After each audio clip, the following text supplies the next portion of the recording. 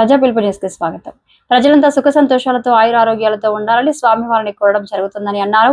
ఈ మహోత్సవం అత్యంత వైభవంగా నిర్వహించడం జరుగుతుందని సంతోషం వ్యక్తం చేశారు. సిద్దిపేట జిల్లా వర్గల్ మండలం మక్తం మాసన్ గ్రామంలో గౌడ సంఘం ఆధ్వర్యంలో శ్రీ రేణుక ఎల్లమ్మ తల్లి విగ్రహ ప్రతిష్ఠ మహోత్సవం అంగరంగ వైభవంగా నిర్వహిస్తున్నారు.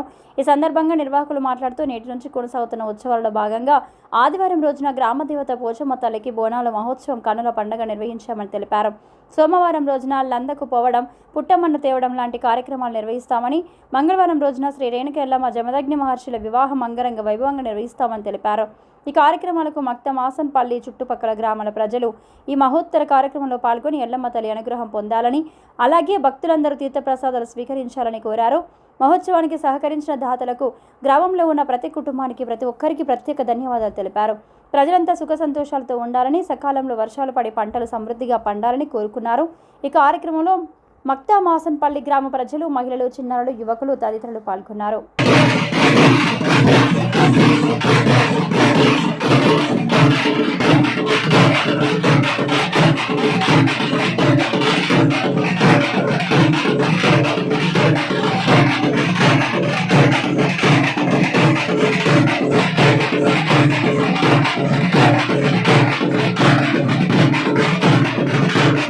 మక్తా మాసన్పల్లి ఎల్లమ్మ గౌడ సంఘం ఎల్లమ్మ బోనాలు పండుగ జరుగుతుంది.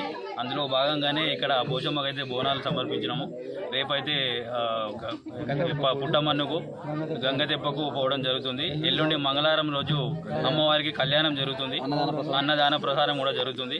సో అందరూ పెద్ద సంఖ్యలో ప్రజలు పాల్గొని ఘనంగా జరిపించాలని కోరుకుంటూ, అమ్మవారు అందరినీ మంచిగా చూడాలని, చల్లగా చూడాలని కోరుకుంటూ